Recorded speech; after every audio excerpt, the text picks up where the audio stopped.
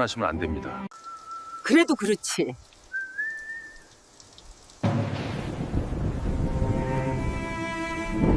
저는 박선자예요. 올해 70을 앞두고 있죠. 남편은 제 나이 40에 먼저 세상을 떠났어요. 참 다정하고 성실한 사람이었는데 뭐가 그리 급했는지 저하고 딸 미영이만 남겨두고 훌쩍 가버렸네요. 그날 이후로 제 삶은 그냥 미영이 하나였습니다. 제가 가진 거라곤 이 집 한 채, 남편이 평생 벌어 장만한 우리 세 식구의 울타리였죠. 남편이 가고 나서는 저와 미영이 두 모녀의 성이 되었고요. 저는 이 집에서 미영이를 키웠고 결혼시켜 내보냈습니다. 사위 전태식은 솔직히 말해서 처음부터 마음에 들진 않았어요. 말은 번지르르하고 겉모습은 멀끔한데 그 눈빛에 늘 조급함과 욕심이 서려 있었죠. 그래도 어쩌겠어요. 미영이가 좋다는데 부모로서 그저 행복을 빌어주는 수밖에요. 결혼하고 5년 미영이 부부는 아이 소식이 없었어요. 그것 때문인지 아니면 전 서방의 사업이 시원찮아서인지 미영이는 올 때마다 얼굴이 어두워졌습니다. 무슨 일 있니? 물어도 아니야, 엄마. 괜찮아. 그저 고개를 저을 뿐이었죠. 그러던 어느 봄날이었어요. 점심을 먹고 뜰에 핀 매화를 보며 차를 마시는데 대문 초인종이 요란하게 울렸죠. 나가보니 아니 이게 얼마만인가요? 사위 전태식과 딸 미영이가 서 있었습니다. 어머님, 저 태식입니다. 인사 올립니다. 전서방은 90도로 허리를 꺾으며 과장된 인사를 했어요. 그 뒤에 선 미영이는 제 눈을 피하며 엄마 그냥 근처에 일 보러 왔다가 하고 말끝을 흐렸죠. 몇 달 만에 보는 딸의 얼굴이 말이 아니었어요. 가뜩이나 하얀 애가 도자기처럼 창백했죠.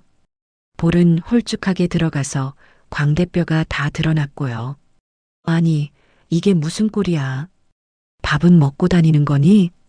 제가 미영이 손목을 덥석 잡았어요. 뼈마디가 만져질 정도로 말라 있었죠. 엄마는 오자마자 잔소리. 미영이는 힘없이 웃었지만 그 눈은 웃고 있지 않았습니다. 전서방은 그런 제 속도 모르고 거실 바닥에 큼지막한 보따리를 내려놓았어요. 어머님, 이거 받으십시오. 요즘 기력이 없으신 것 같아서 제가 특별히 구했습니다.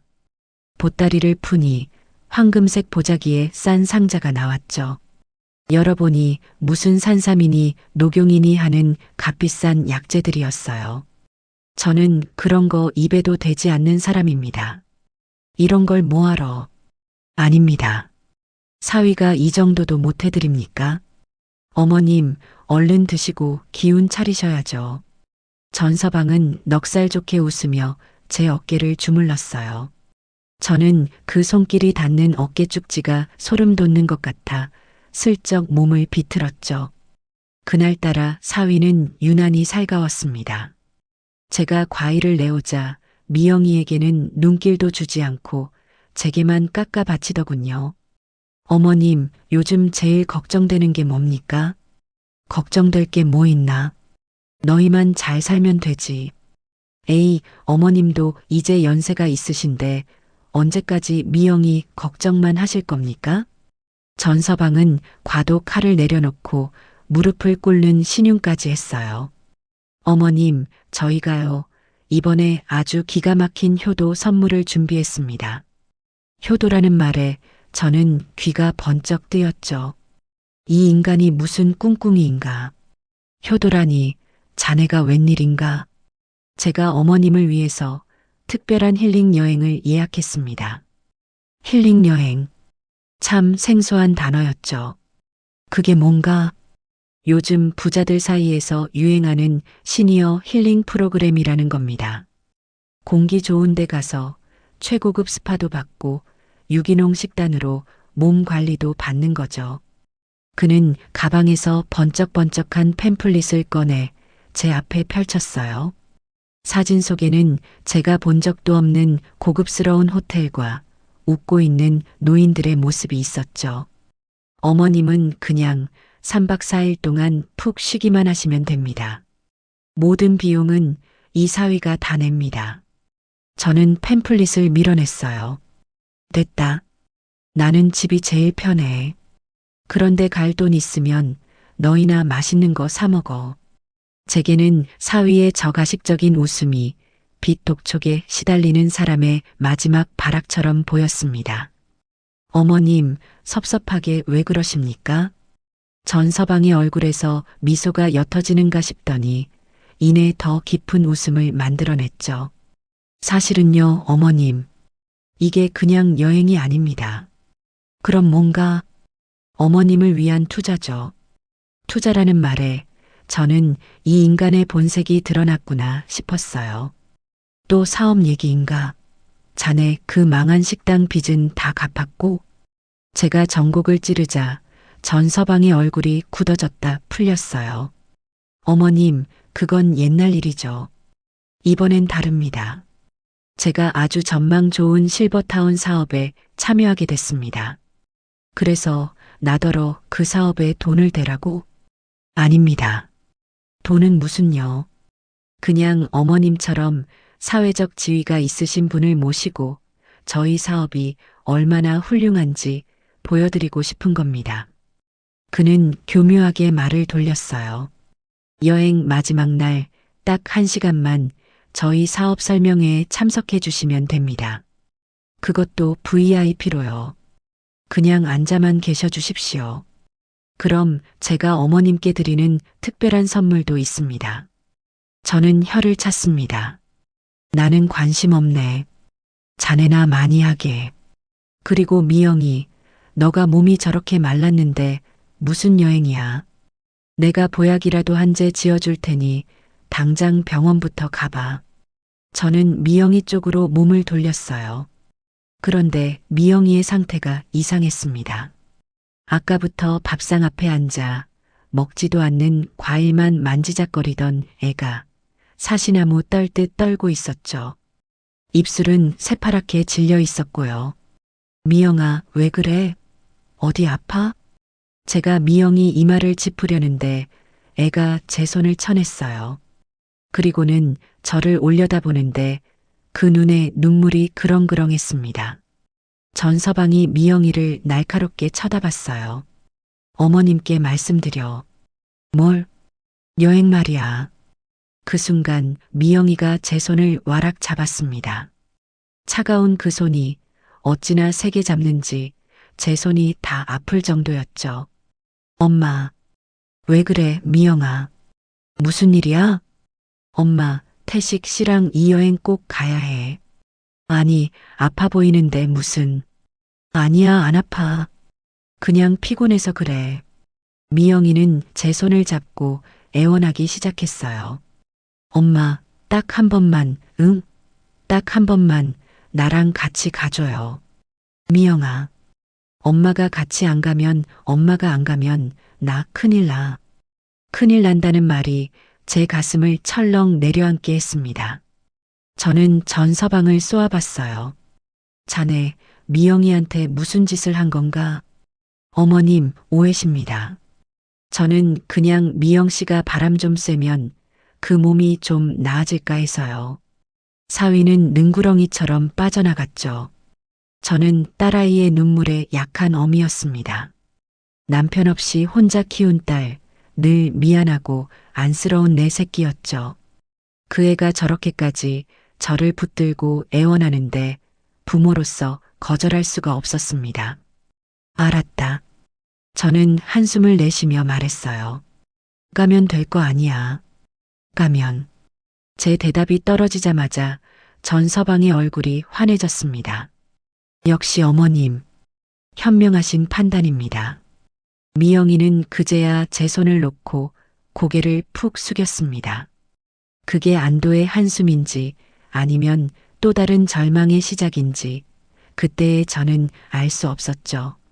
그럼 어머님, 내일 아침 9시에 모시러 오겠습니다.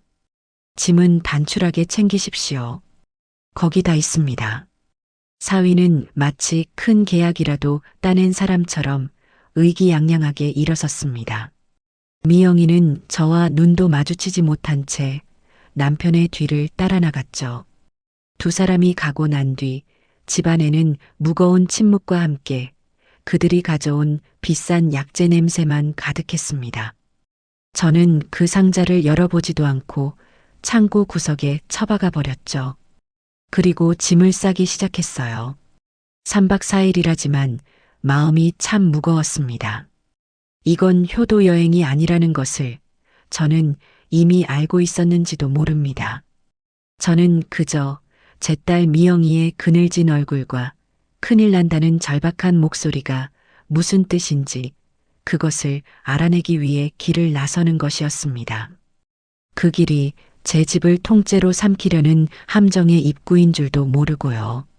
그렇게 제 피눈물 나는 여정의 첫날이 시작되고 있었습니다.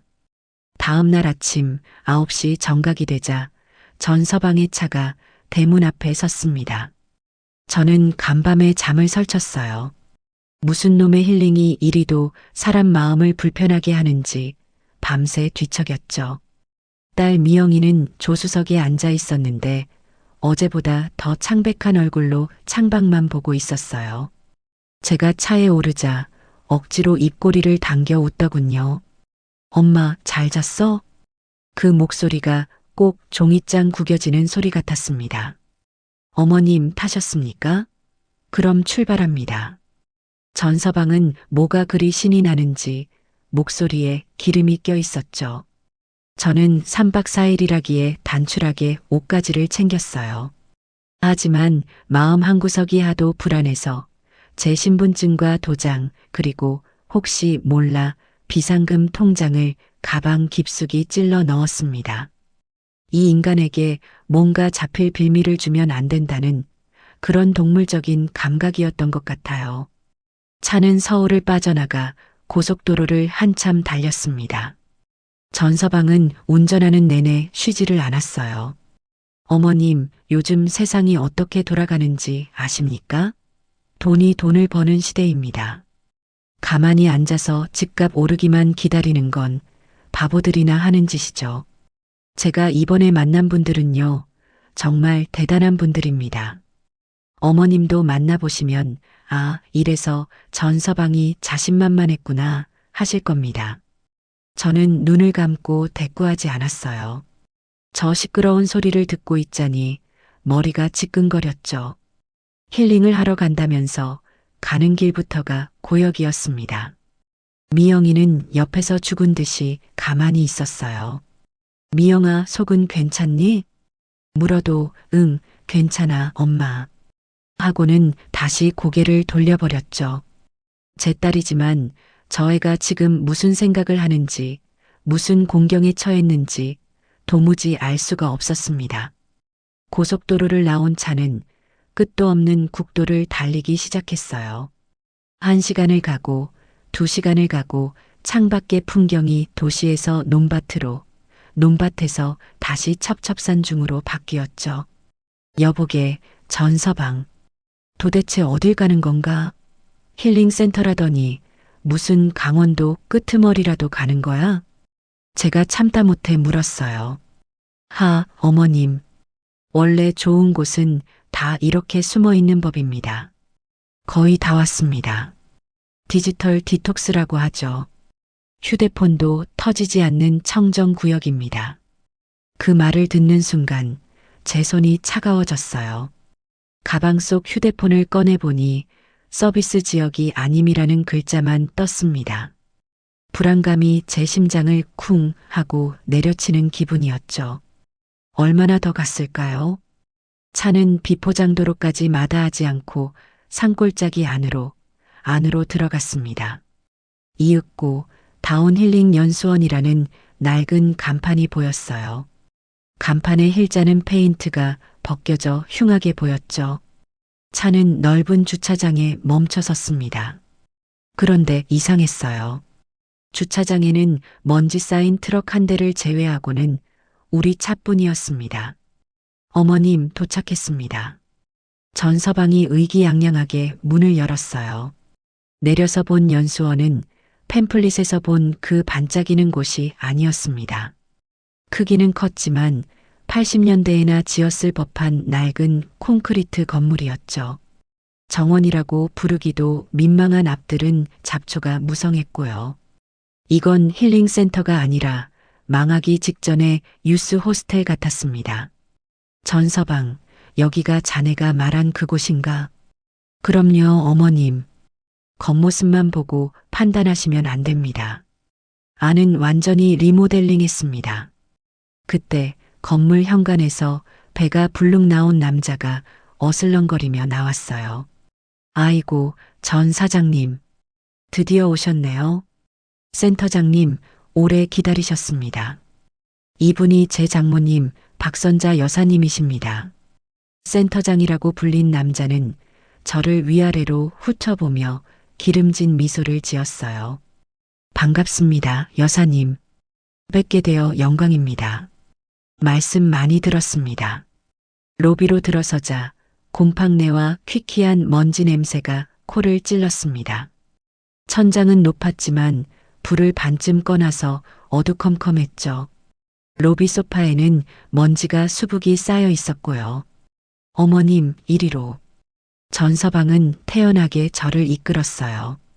저희가 어머님을 위해 이 연수원 전체를 전세냈습니다.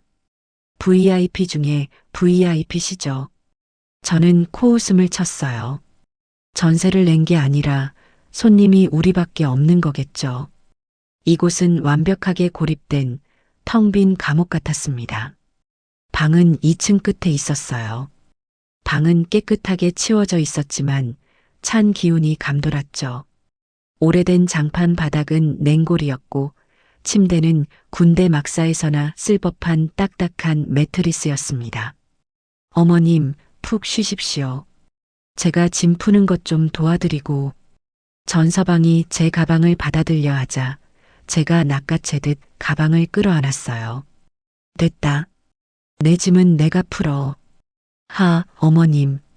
아직도 제가 미덥지 않으십니까? 그때 전서방이 제 손에 들린 휴대폰을 봤어요. 어머님, 휴대폰 이리 주십시오. 여긴 신호가 안 잡히니 제가 사무실 유선 전화 옆에 두고 충전해 드리겠습니다. 혹시 급한 전화 오면 제가 받아서 연결해 드려야죠. 저는 망설였어요. 신호도 안 터지는데 충전은 무슨. 그래도요, 어머님. 배터리 다르면 안 되죠. 사위는 제 손에서 휴대폰을 가져갔습니다. 미영이는 그 모든 것을 그저 지켜만 보고 있었죠. 저는 제 유일한 소통 창구가 끊겼다는 것을 그때야 깨달았습니다. 저녁 식사 시간이 되었어요. 식당은 로비보다 더 컸지만 텅 비어 있었습니다. 긴 테이블 끝에 저와 미영이, 전서방, 그리고 아까 그 센터장이라는 남자와 실장이라는 눈매가 날카로운 여자가 함께 앉았죠. 팸플릿에서 말한 유기농 뷔페는커녕 시들시들한 나물 몇 가지와 멀건 된장국이 전부였습니다. 어머님, 많이 드십시오. 이게 다 자연산입니다. 전서방이 제게 억지로 반찬을 권했어요.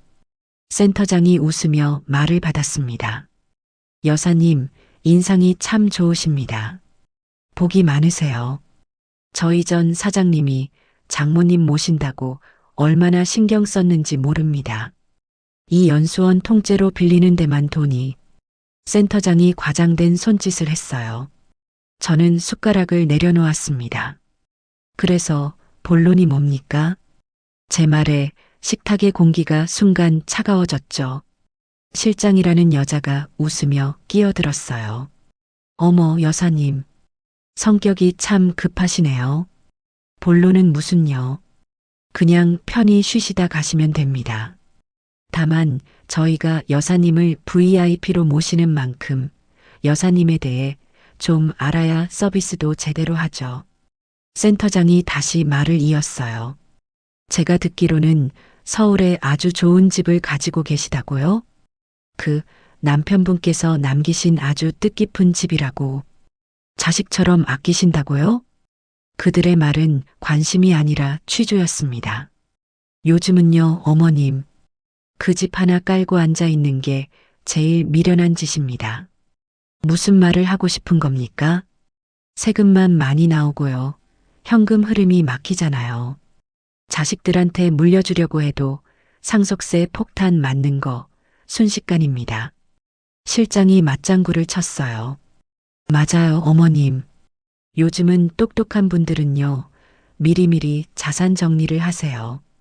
집을 처분해서 현금화하든가 아니면 더 똑똑하게 투자를 하시죠.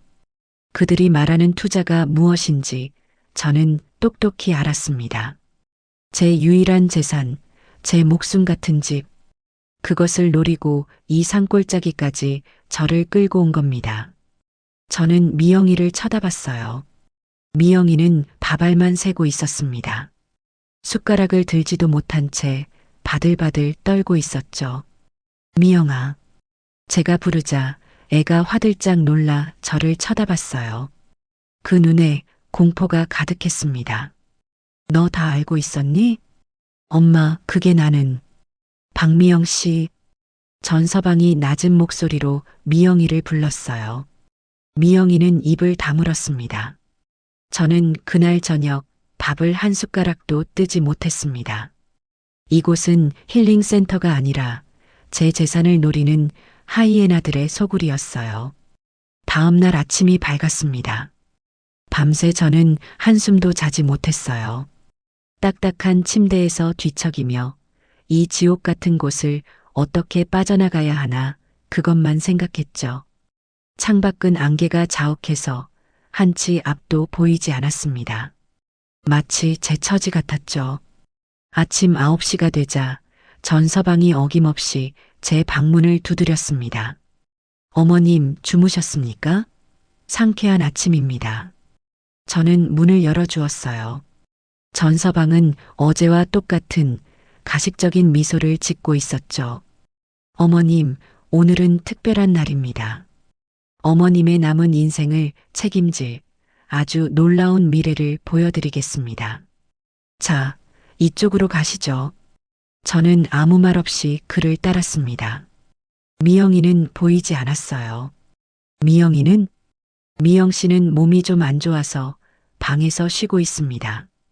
어머님 설명회 끝나시면 그때 같이 뵙죠. 하고 둘러댔죠. 전서방이 저를 이끈 곳은 어제 그 식당 옆에 있는 작은 세미나실이었습니다. 안에는 빔 프로젝터와 커다란 스크린이 설치되어 있었고 센터장과 실장이 정장을 차려입고 저를 기다리고 있었어요. 방 안에는 의자가 딱 3개 놓여 있었습니다. 저를 위한 자리, 그리고 센터장과 실장을 위한 자리였죠. 전서방은 마치 무대 위의 주인공처럼 스크린 앞에 섰습니다. 자, 어머님. 어제 식사는 잘하셨는지 모르겠습니다. 저희가 준비한 건 식사가 아니라 바로 이겁니다. 전서방이 리모컨을 누르자 스크린에 화려한 영상이 튀어나왔어요. 엔조 프리미엄 실버타운 어머님, 어머님의 노후는 어떻습니까? 지금 사시는 그 낡은 집에서 혼자 외롭게 하루하루를 버티고 계시진 않습니까? 저는 기가 막혀서 말이 나오지 않았어요. 이제 그런 걱정은 끝입니다. 스크린에는 제가 평생 본 적도 없는 호화로운 아파트 내부, 골프장, 수영장, 그리고 최고급 의료시설의 사진들이 스쳐 지나갔습니다. 모두 컴퓨터 그래픽으로 만든 가짜 그림이었죠. 전서방은 마치 신들린 사람처럼 떠들어댔습니다. 저희 엔조 실버타운은 다릅니다. 국내 최고의 의료진이 24시간 상주하고 셰프가 요리하는 삼시세끼 식사가 제공되며 매일매일 다양한 여가 프로그램이 어머님을 기다립니다. 이건 그냥 집이 아닙니다. 이건 성입니다. 어머님 같은 VIP를 위한 완벽한 노후의 성이죠. 센터장이 옆에서 거들었어요. 박선자 여사님, 요즘 자식들한테 노후 맡기는 시대는 끝났습니다. 자식들도 먹고 살기 힘들어요. 스스로 준비하셔야죠. 실장이 고개를 끄덕였습니다. 맞습니다. 저희가 지금 이 황금 같은 기회를 아무에게나 드리는 게 아닙니다. 오직 전 사장님 장모님이시기에 특별히 드리는 겁니다. 저는 팔짱을 끼고 그들의 연극을 지켜봤어요. 한참을 떠들던 전 서방이 드디어 본론을 꺼냈습니다. 어머님, 제가 어머님을 위해 이 로열층의 한 자리를 확보해 두었습니다. 다만 아시다시피 이런 최고급 시설은 입주 비용이 만만치 않습니다. 그래서 어쩌라고. 제가 입을 열자 세 사람의 시선이 제게 집중됐죠. 전 서방은 기다렸다는 듯이 제게 바짝 다가왔습니다. 어머님, 그 집. 어차피 어머님 돌아가시면 미영이한테 갈 거 아닙니까? 아닙니다, 어머님. 미영이한테 가기 전에 세금으로 반이 날아갑니다. 그게 요즘 법입니다. 그러니 지금 저한테 주십시오. 뭐라고? 어머님이 그 집을 저한테, 아니, 저희 엔조 실버타운에 투자하십시오. 그럼 어머님은 돌아가실 때까지 이 모든 것을 누리시고 나중에는 이 실버타운 지분이 미영이에게 고스란히 상속됩니다. 원금의 3배, 아니 5배는 보장합니다. 드디어 이 인간의 진짜 목적이, 그 더러운 속내가 드러났습니다. 제 집을 달라는 거였죠.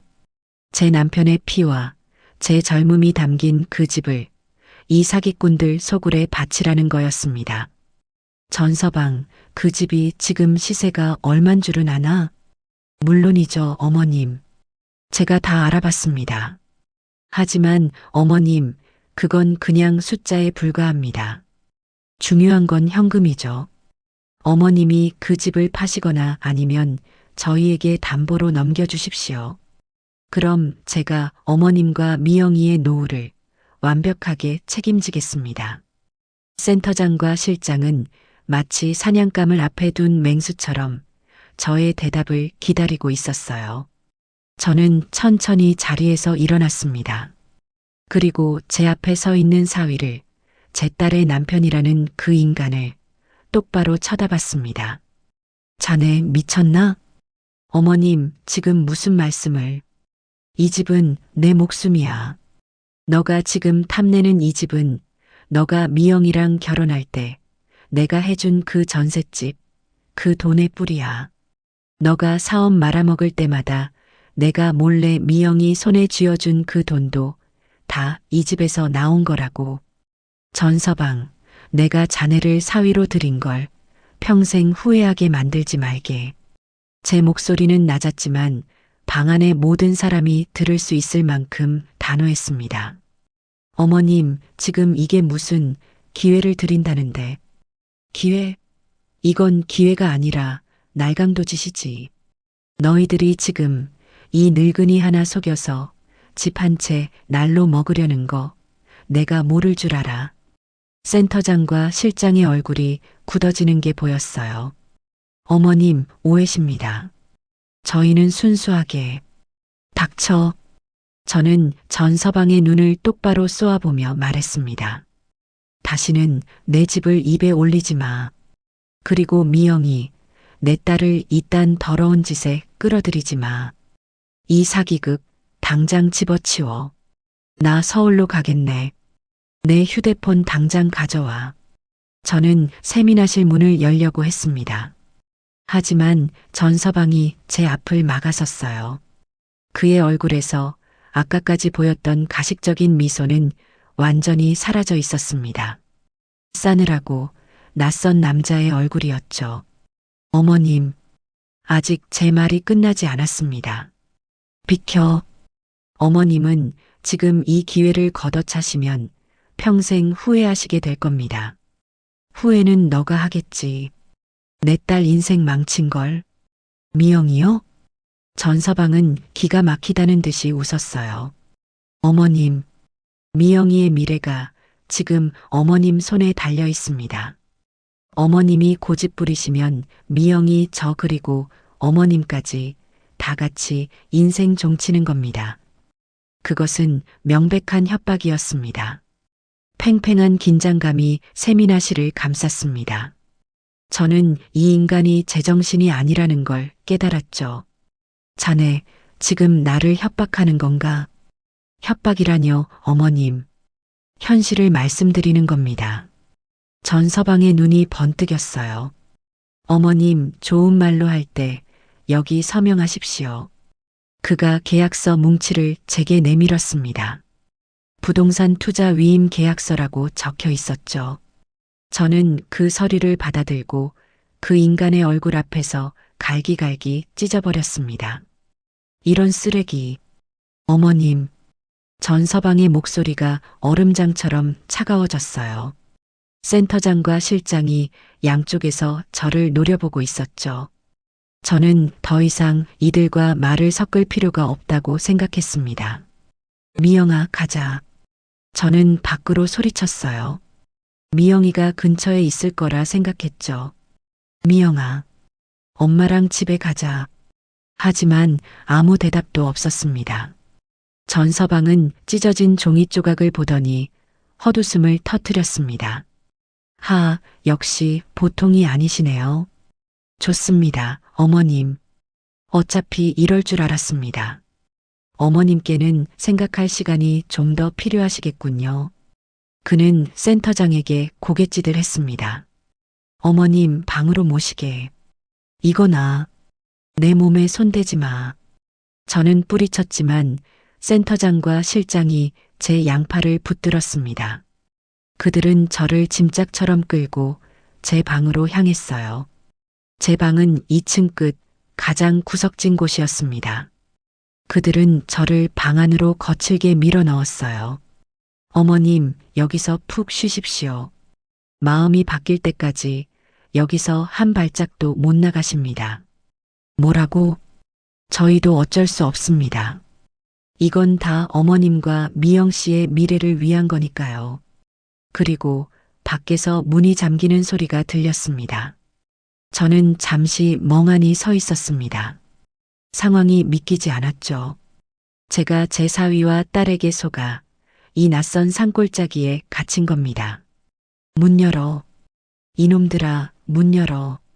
저는 문을 두드리고 소리쳤습니다. 당장 이 문 열지 못해. 하지만 밖에서는 아무 소리도 들리지 않았습니다. 제가 힘껏 문고리를 돌려봤지만 굳게 잠긴 문은 꿈쩍도 하지 않았죠. 저는 창문으로 달려갔습니다. 하지만 창문은 어른 주먹 하나 겨우 들어갈 만큼만 열렸어요. 밖은 깎아지른 듯한 절벽이었고요. 완벽한 고립이었습니다. 저는 망연자실해서 침대에 주저앉았습니다. 아니, 이럴 리가 없어.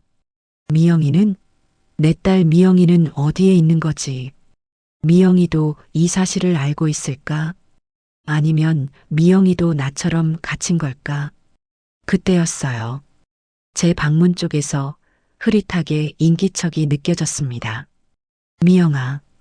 저는 문에 귀를 바짝 대었습니다. 미영이니? 너 거기 있어? 미영아, 대답 좀 해봐. 엄마야. 너가 어떻게 된 거야? 한참 만에 문틈 사이로 작게 흐느끼는 소리가 들려왔습니다. 제 딸 미영이의 목소리가 맞았어요. 엄마. 미영아, 왜 그래? 문 좀 열어봐. 이 사람들이 엄마를 가뒀어. 엄마, 미안. 미영이는 말을 잇지 못하고 울기만 했습니다. 미영아, 울지 말고 말해. 너가 그 인간한테 잡혀 있는 거야? 무슨 일이야? 엄마. 미영이의 목소리가 조금 더 분명하게 들려왔어요. 엄마, 미안해. 정말 미안해. 뭐가 미안해. 어서 문이나. 엄마, 그냥 태식 씨 말대로 해줘. 뭐라고? 저는 제 귀를 의심했습니다.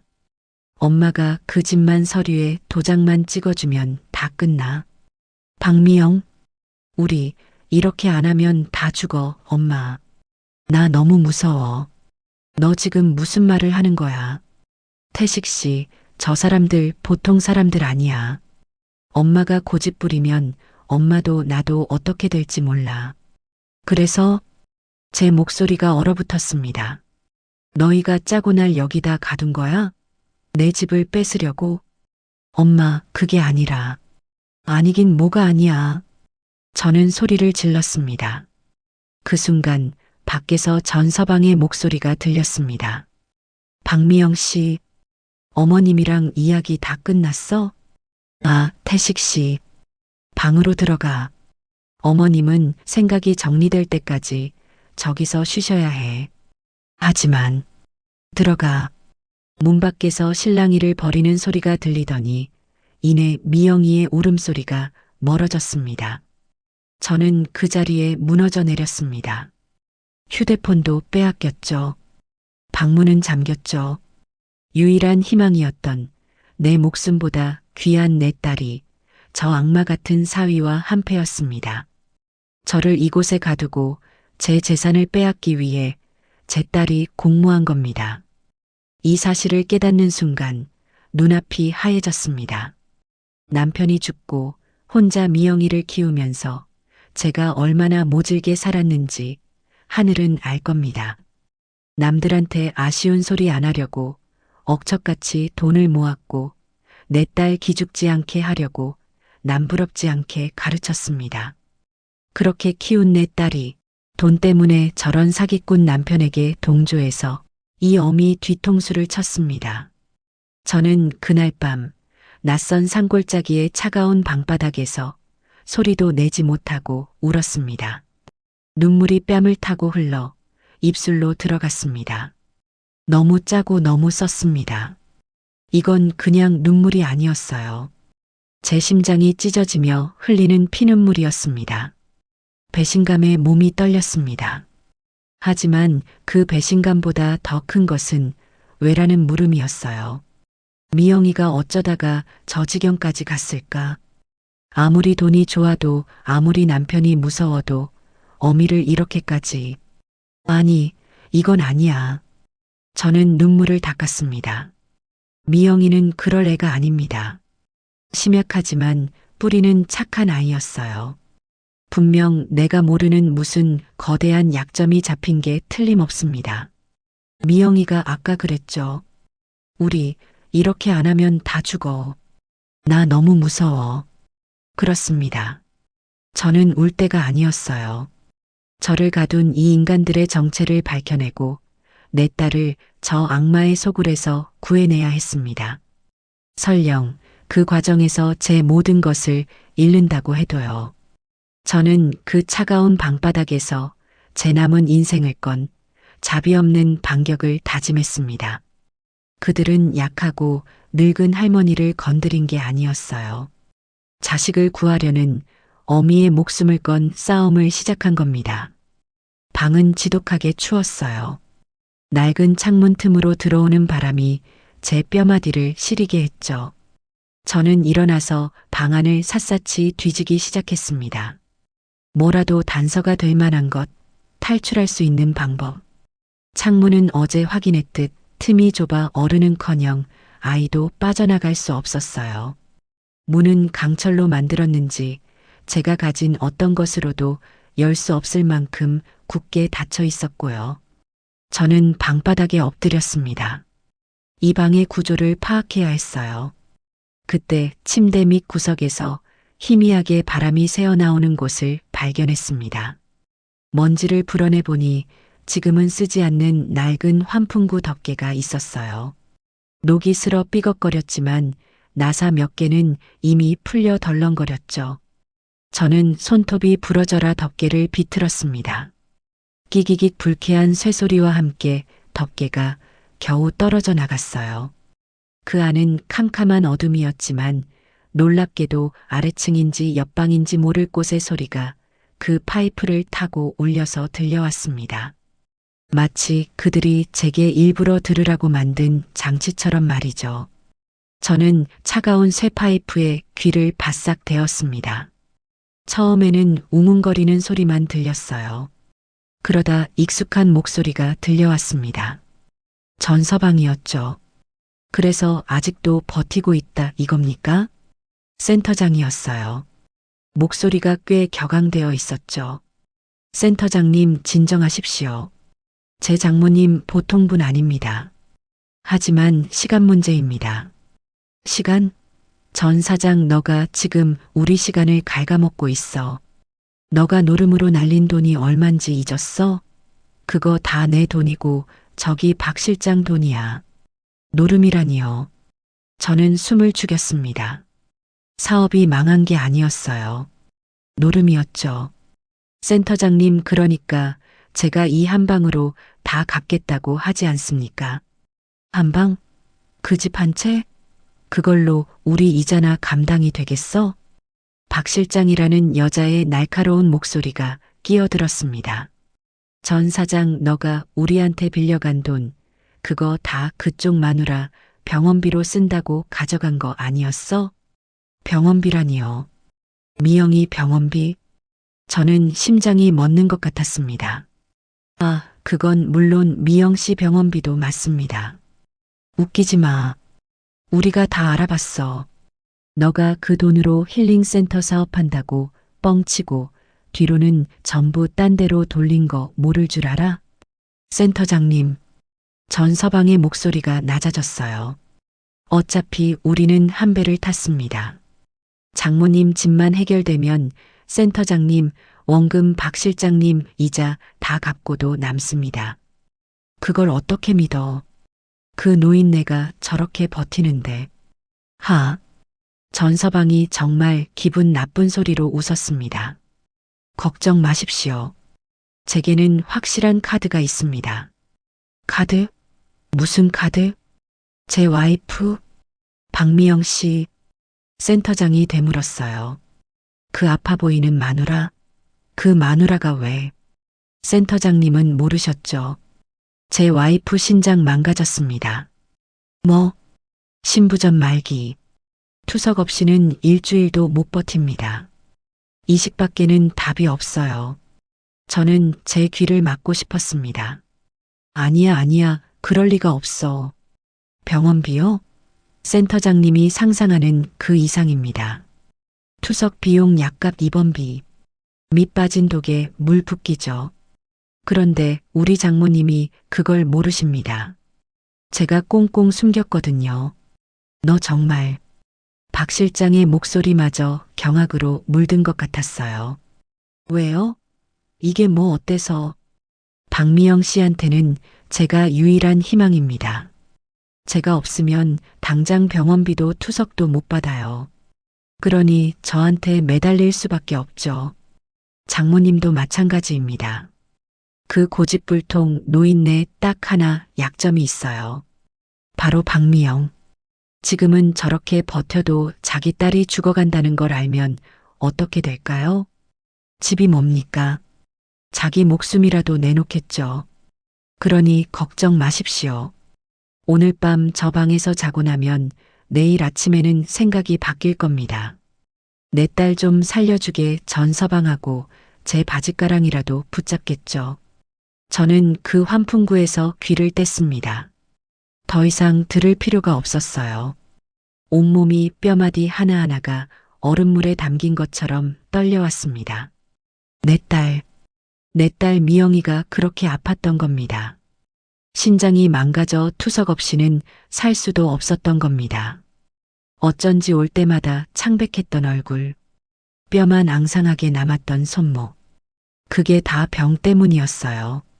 그런데 이 어미는 그것도 모르고 밥은 먹고 다니냐는 한가한 소리나 하고 있었습니다. 그리고 저 전태식이라는 악마는 제 아내의 병을, 제 아내의 목숨을 담보로 잡고 있었습니다.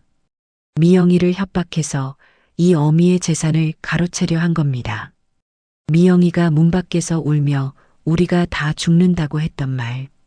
그게 빈말이 아니었습니다. 전서방이 병원비를 끊으면 미영이는 정말 눈물이 쏟아졌습니다.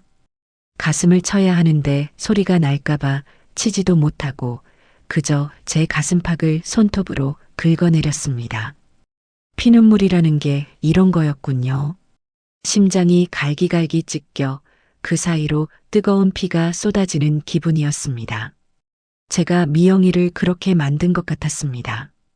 저런 인간을 사위로 들인 것도 저고 저런 인간에게서 제 딸을 지켜주지 못한 것도 저였습니다. 하지만 슬픔은 사치였어요. 저는 그 차가운 바닥에서 이를 악물고 일어섰습니다. 이제 모든 게 분명해졌습니다. 전서방은 노름빚에 쪼들리는 아내의 목숨을 담보로 사기를 치는 인간 이하의 쓰레기였습니다. 센터장과 박 실장은 그 쓰레기에게 돈을 댄 공범자들이었고요. 그리고 제 딸 미영이는 그들에게 인질로 잡힌 가장 큰 피해자였습니다. 저는 반드시 여기서 나가야 했습니다.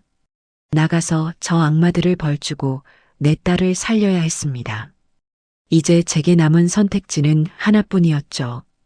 저들이 고집불통 노인네가 생각이 바뀌었다고 그렇게 믿게 만들어야 했습니다. 저는 제 얼굴을 만졌습니다. 차가운 눈물 자국 위로 저는 이 세상에서 가장 절박하고 가장 멍청하며 가장 모든 것을 포기한 어미의 얼굴을 만들어내기 시작했습니다. 내일 아침 저들이 문을 열었을 때 그들이 원하는 무너진 장모의 모습을 저는 완벽하게 연기해야 했습니다. 밤은 지옥처럼 길었습니다. 저는 뜬 눈으로 밤을 새웠어요. 차가운 방 안에서 저는 머릿속으로 수천 번 수만 번 내일의 계획을 되뇌었습니다. 어떻게 하면 저들을 속이고 어떻게 하면 이곳을 빠져나갈 수 있을까? 환풍구 너머로 들려오는 그들의 대화는 저의 결심을 더욱 단단하게 만들었죠. 그들은 제가 서명만 하면 저를 이 산골짜기에서 요양시킨다는 명목으로 평생을 가둬둘 속셈이었습니다. 제 딸에게는 제가 치매가 와서 요양원에 모셨다고 거짓말을 할 테고요. 정말 무서운 인간들이었습니다. 새벽녘 닭 우는 소리 대신 낯선 산새 소리가 들려왔습니다. 드디어 아침이 온 거죠. 저는 일부러 머리를 헝클어뜨리고 뜬 눈으로 밤을 새운 사람처럼 눈을 붉게 만들었습니다. 얼굴은 눈물과 절망으로 범벅이 된 그런 모습이었죠. 철컥. 드디어 밖에서 문이 열리는 소리가 났습니다. 저는 침대에 걸터앉아 멍하니 벽만 바라보는 연기를 하고 있었죠. 문이 열리고 박 실장이라는 여자가 들어왔습니다. 그녀는 제 모습을 위아래로 훑어보더니 입꼬리를 비틀어 웃더군요. 어머님, 밤새 생각은 좀 정리되셨습니까? 저는 그녀를 천천히 아주 천천히 돌아봤습니다. 센터장님께서 아침 식사는 하셔야 한다고 특별히 죽을 쑤어오라고 하셨네요. 그녀가 쟁반을 제 앞 탁자에 탁 소리나게 내려놓았습니다. 멀건 흰죽과 단무지 몇 조각이 전부였죠. 미영이는? 제가 목이 다 잠긴 갈라진 목소리로 물었습니다. 미영이는 어딨습니까? 미영 씨야 방에서 잘 쉬고 있죠. 어머님만 결심하시면 금방 만나게 해드릴 겁니다. 저는 떨리는 손으로 숟가락을 들었습니다. 죽을 한 숟가락 입에 넣는 척하다가 숟가락을 떨어뜨렸어요. 쨍그랑. 어머님. 왜 이러세요? 손에 힘이 없으신가? 박 실장이 조롱하듯 말했습니다. 저는 그 자리에서 무너지는 연기를 시작했습니다. 내가 졌네. 네, 내가 졌어. 그 인간한테 졌다고. 저는 늙고 병든 모든 것을 포기한 노인처럼 탁자에 이마를 대고 흐느끼기 시작했어요. 내 딸 좀 살려주게. 미영이 그렇게 아픈 줄도 모르고 이 어미가 박 실장의 눈이 순간 반짝이는 것을 저는 놓치지 않았습니다. 어머님, 그게 무슨? 서류 가져와.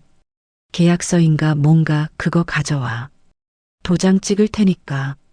대신 그 전에 내 딸 얼굴 한 번만 보게 해주게.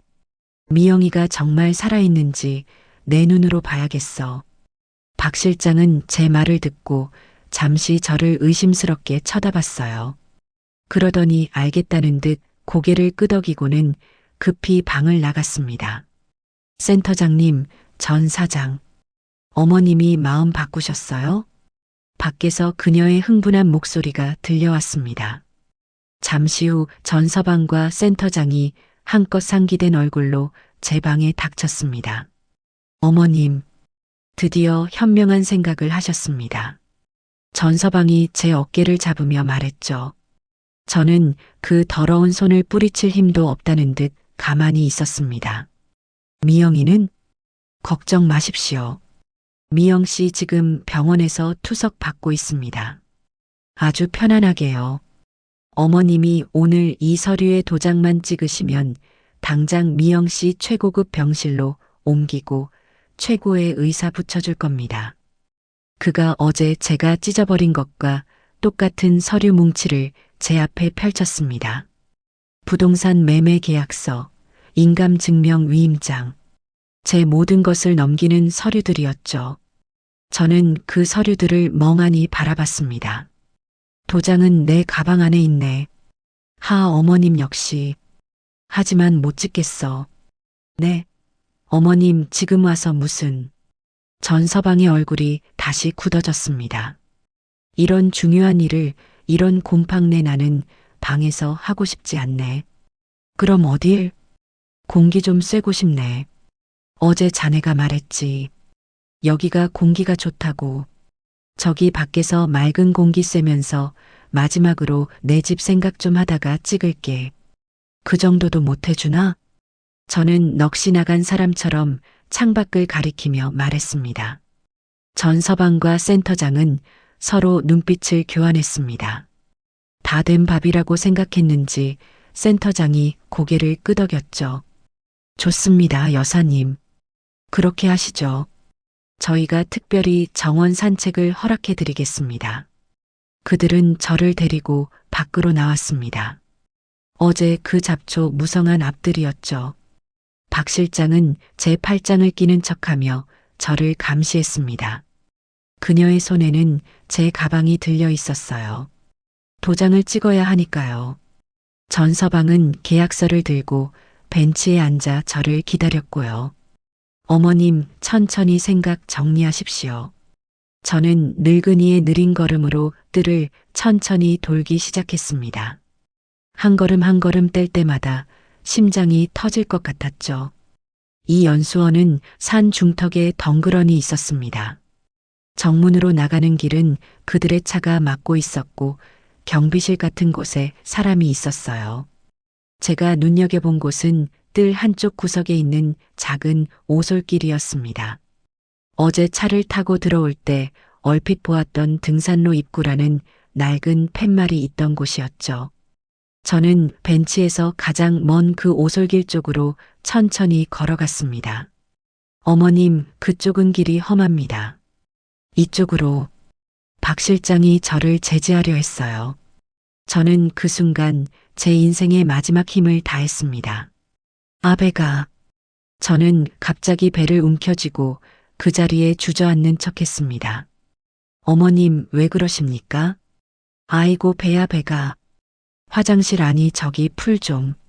저는 가장 추하고 가장 급한 늙은이의 연기를 했습니다. 박 실장은 인상을 쓰며 제게서 한 걸음 물러났습니다. 아, 정말 어머님 여기서 이러시면. 저기 숲에 가서 금방. 저는 그녀가 방심한 틈을 타 비틀거리며 그 오솔길 입구의 덤불 속으로 몸을 숨겼습니다.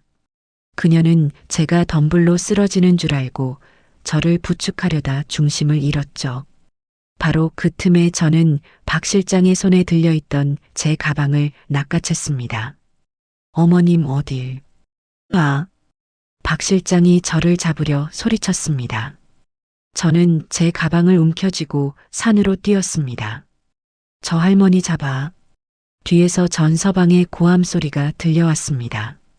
놓치면 다 죽어. 그들의 다급한 발소리가 제 뒤를 쫓아왔습니다. 저는 등산로인지 짐승이 다니는 길인지 모를 그 험한 산길을 미친 듯이 달렸습니다. 나뭇가지에 얼굴이 긁히고 돌부리에 걸려 넘어졌습니다. 무릎이 깨져 피가 났어요. 하지만 아픈 줄도 몰랐습니다. 미영아 미영아 속으로 제 딸 이름만 부르며 달렸습니다. 얼마나 달렸을까요? 뒤에서 들려오던 소리가 점점 멀어지는 것 같았습니다. 그들은 저처럼 이렇게 험한 산을 탈 준비가 되어 있지 않았겠죠. 저는 숨이 턱까지 차올랐지만 멈추지 않았습니다. 1시간을 2시간을 산길을 헤맸습니다. 드디어 산 아래쪽에서 차들이 다니는 소리가 들려왔습니다. 저는 거의 기다시피 산을 내려왔습니다. 국도변이었어요. 흙투성이에 피까지 흘리는 제 모습을 지나가던 차들이 이상하게 쳐다봤죠. 저는 버스 정류장을 발견했습니다.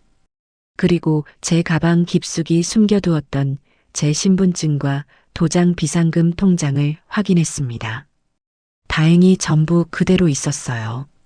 저는 정류장에서 시내로 들어가는 아무 버스나 잡아탔습니다. 사람들이 저를 힐끗거렸지만 저는 아무렇지 않은 척 가방을 끌어안고 있었죠. 박선자 정신 차려. 이제 시작이야. 버스가 시내에 도착하자마자 저는 택시를 잡았습니다. 서울로 갑시다. 가장 비싼 법률 사무소 앞으로. 택시기사가 저를 이상하게 쳐다봤지만 저는 가방에서 비상금 뭉치를 꺼내 보여줬습니다. 돈은 2배로 줄 테니 빨리만 갑시다. 저는 제 집으로 가지 않았습니다. 미영이가 입원해 있을 병원으로 바로 가지도 않았습니다. 전서방이 제 뒤를 쫓을 테니까요. 저는 서울에서 가장 크고 가장 유능하다는 법무법인 건물 앞에 내렸습니다.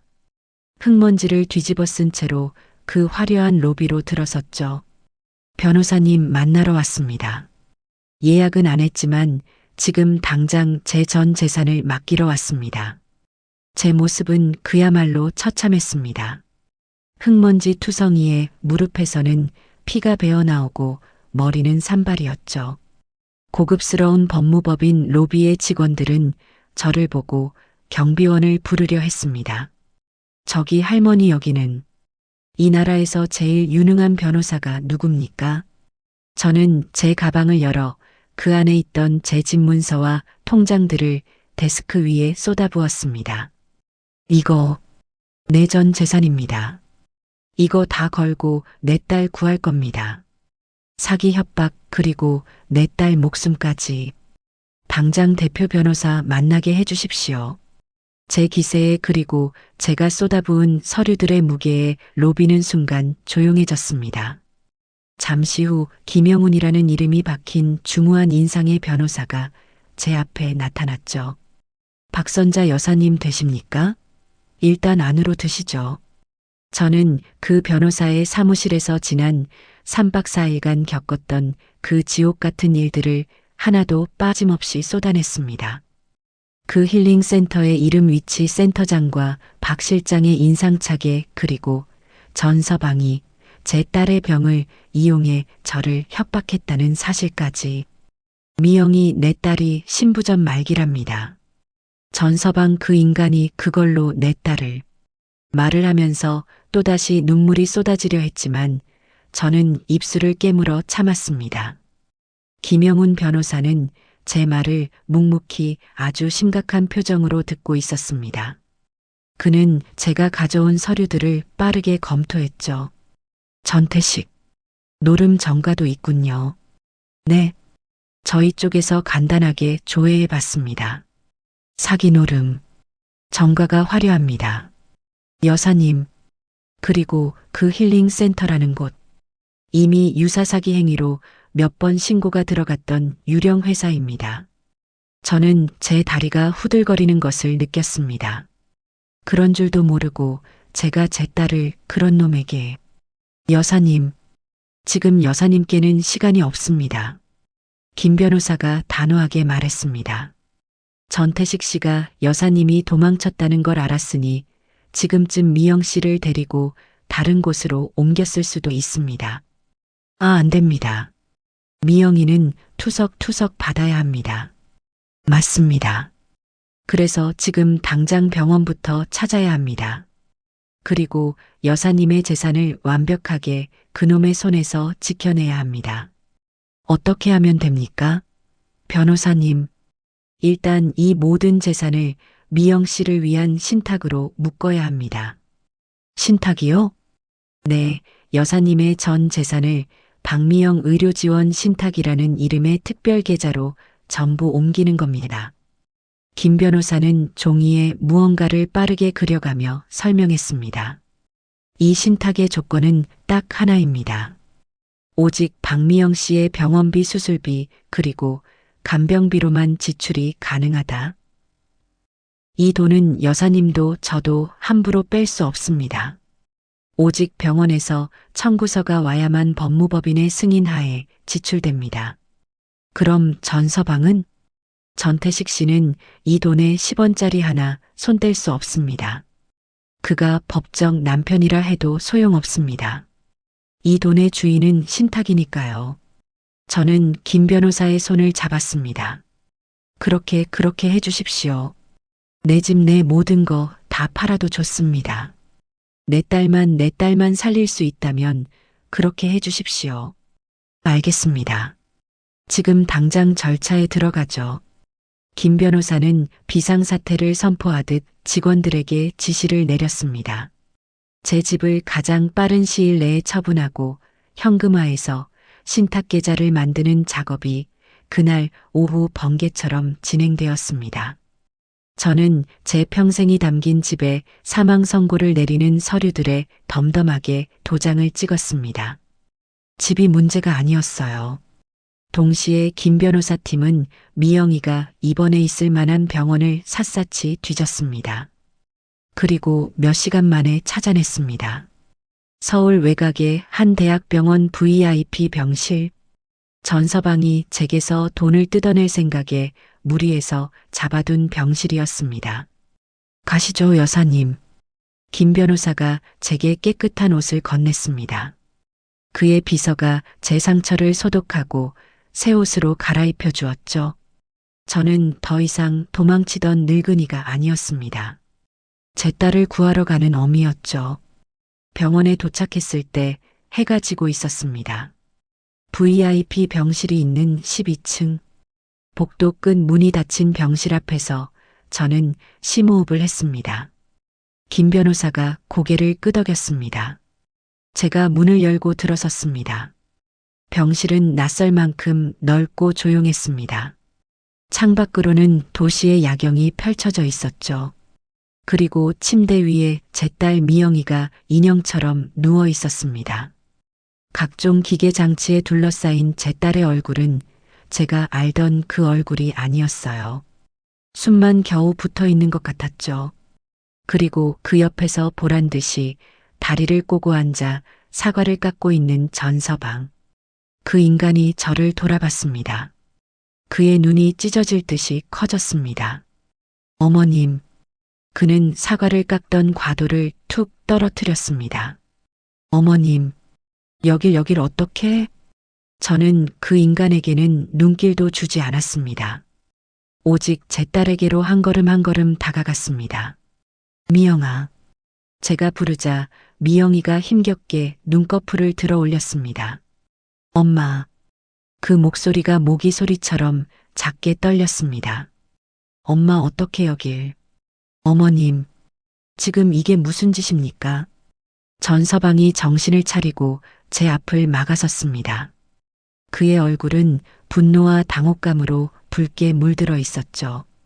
어떻게 그 산골에서 아니 지금 저랑 장난하십니까? 비켜.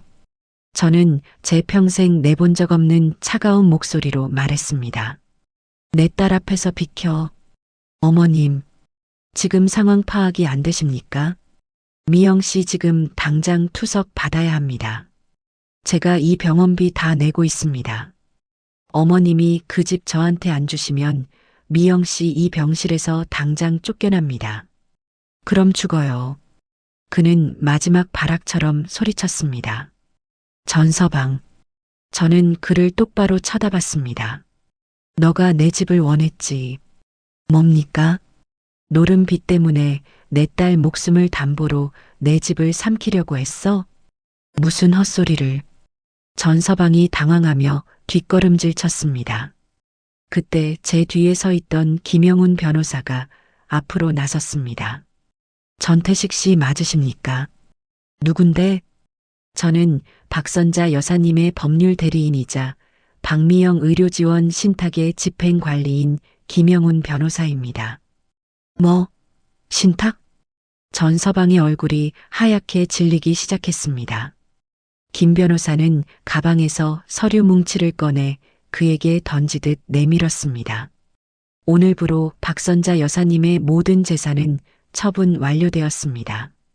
뭐라고? 여사님의 집 토지 모든 예금 전부 이 박미영 의료지원 신탁으로 귀속되었습니다. 총액 30억 원입니다. 전서방의 눈이 탐욕으로 다시 번뜩였습니다. 30억? 그리고 그 돈은 전태식 씨가 단 1원도 손댈 수 없습니다. 뭐라고? 이 신탁은 오직 박미영 씨의 병원비 수술비 그리고 간병비로만 지출됩니다. 모든 지출은 병원의 청구서와 저희 법무법인의 이중 승인을 거쳐야 합니다. 즉 전태식 씨가 남편이라는 이유로 빼돌릴 수 있는 돈은 존재하지 않는다는 뜻입니다. 전서방의 다리가 후들거리는 것이 보였습니다. 그는 믿을 수 없다는 듯 저와 김 변호사를 번갈아 쳐다봤습니다. 이게 무슨... 그리고 한 가지 더. 김 변호사가 또 다른 서류를 꺼냈습니다. 우리는 그곳의 센터장과 박 실장의 모든 자백과 녹취록을 확보했습니다. 저는 조용히 입을 열었습니다. 전서방, 너가 내 돈을 보고 미영이를 이용했지. 이젠 내 돈이 미영이를 살릴 거야. 너가 손댈 수 있는 돈은 없어. 저는 침대에 누워있는 미영이의 손을 잡았습니다. 차가웠습니다. 미영아, 이혼해. 엄마, 저런 악마 같은 놈하고 더 이상 엮일 필요 없어. 이 어미가 다 막아줄게. 안 돼. 전서방이 무릎이라도 꿇을 기세로 소리쳤습니다. 이혼은 절대 안 돼. 내가 미영이 보호자야. 저는 그를 경멸에 찬 눈으로 바라봤습니다. 변호사님, 내 여사님, 저 인간 당장 여기서 끌어내 주십시오. 김 변호사는 병실 인터폰을 들었습니다. 보안팀 불러주십시오. 지금 의료진과 환자 보호자 외의 외부인이 난동을 부리고 있습니다. 이 늙은이가, 너가 감히... 전서방이 제게 손을 올리려던 그 순간이었습니다. 김 변호사와 함께 온 덩치 큰 남자들이 그의 양팔을 붙잡았습니다. 이거나, 전태식 씨, 지금부터 접근 금지 가처분 신청 들어갑니다. 한 번만 더 박선자 여사님이나 박미영 씨에게 접근하면 놓으라고. 전서방은 짐승처럼 발악했습니다. 하지만 그는 속수무책으로 병실 밖으로 끌려나갔습니다. 쾅! 병실 문이 닫혔습니다. 지옥 같던 소음이 사라졌습니다. 병실 안에는 저와 제 딸 미영이 그리고 기계의 규칙적인 신호음만 남았습니다. 저는 그제야 참았던 숨을 내쉬었습니다. 그리고 제 딸의 차가운 손을 두 손으로 감싸쥐었습니다. 미영아 괜찮아. 다 끝났어. 미영이의 눈에서 뜨거운 눈물이 뺨을 타고 흘러내렸습니다. 제 자비 없는 복수의 첫 번째 막이 내리고 있었습니다. 전서방이 짐승처럼 끌려나가고 쾅 하고 병실 문이 닫혔습니다. 저는 한동안 그 문을 멍하니 바라봤습니다. 지옥 같던 소음이 사라진 병실은 갑자기 너무나도 조용해졌어요. 들리는 것이라고는 침대에 누운 미영이의 얕은 숨소리와 규칙적으로 울리는 기계 신호음뿐이었습니다. 미영아, 제가 제 딸아이의 손을 잡았습니다. 차가운 그 손이 미세하게 떨리고 있었죠. 엄마, 미영이가 저를 올려다봤습니다. 그 핏기 하나 없는 창백한 얼굴 위로 눈물이 쉴 새 없이 흘러내렸습니다. 엄마 미안해.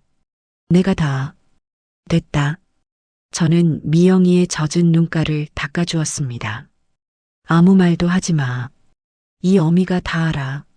너가 얼마나 힘들었는지 다 알아. 미영이는 제 손을 부여잡고 소리 없이 울기만 했습니다. 그렇게 한참을 우리는 아무 말도 하지 않았습니다. 그때 제 뒤에 묵묵히 서 있던 김영훈 변호사가 입을 열었습니다. 여사님, 일단 한 고비는 넘겼습니다. 저는 고개를 끄덕였습니다. 변호사님, 고맙습니다. 정말 고맙습니다. 아닙니다. 이제 시작입니다. 김 변호사는 제게 의자를 권했습니다. 전태식 씨는 지금 병원 보안팀에 인계되었습니다. 아마 곧 경찰이 출동할 겁니다. 병원에서 저렇게 난동을 부렸으니까요. 그럼 그 인간은 어떻게 되는 겁니까? 법적으로 처리해야 할 일이 많습니다. 김 변호사는 가방에서 서류를 꺼내며 말했습니다. 첫째, 아까 말씀드린 대로 전태식 씨의 접근 금지 가처분 신청은 바로 들어갔습니다. 이제 법원의 명령 없이는 박미영 씨 100m 이내로 접근할 수 없습니다. 둘째, 이혼 소송입니다. 지금 박미영 씨가 의식이 있으시니 의사를 확인해야 합니다. 김 변호사가 미영이에게 다가갔습니다. 박미영 씨, 정신이 좀 드십니까? 미영이는 힘겹게 고개를 끄덕였습니다. 남편 전태식 씨와 이혼할 의사가 있으십니까? 이건 미영 씨의 인생이 걸린 문제입니다. 분명히 대답해 주셔야 합니다. 미영이는 잠시 망설이는 듯 했습니다. 그 오랜 공포가 아직 남아있는 눈치였죠. 저는 딸의 손을 꽉 잡았습니다. 미영아, 괜찮아. 엄마 여기 있어. 미영이는 저를 한번 쳐다보고 다시 김 변호사를 바라봤습니다. 그리고 아주 작지만 단호하게 말했습니다. 네, 할래요. 이혼할래요. 좋습니다. 김 변호사는 고개를 끄덕였습니다. 이혼 사유는 명백합니다.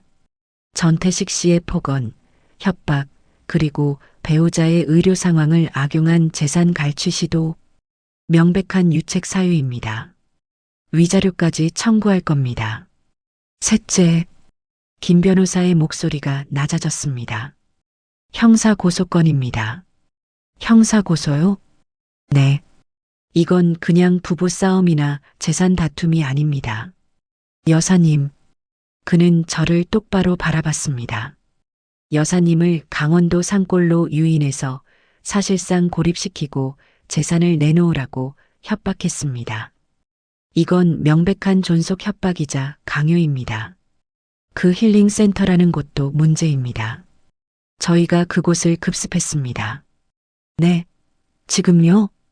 제가 이리로 오기 전에 저희 법무법인 팀원들과 경찰을 대동해서 그 연수원을 확보했습니다. 김 변호사는 정말 보통 사람이 아니었습니다. 그 센터장과 박 실장이라는 여자, 다 잡았습니다. 그들은 처음에는 발뺌했습니다.